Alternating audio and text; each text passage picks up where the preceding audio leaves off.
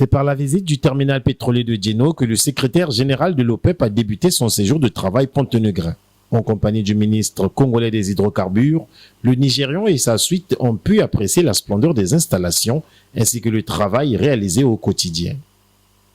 Le terminal principal de la production d'hydrocarbures au Congo, à Pointe-Noire.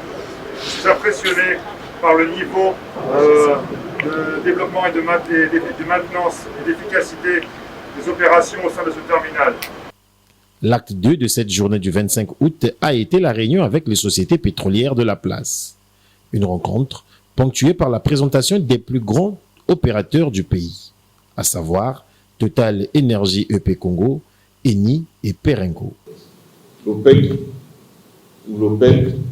est de plus en plus africaine puisque sur les 13 membres permanents, il y a 7 pays africains. Cela est le signe, la preuve de la conviction de l'OPEP du rôle que l'Afrique doit jouer en ce qui concerne l'énergie pétrolière. Je crois que nous pouvons retenir aussi que la transition énergétique dont on parle autant n'est pas forcément celle que l'on croit.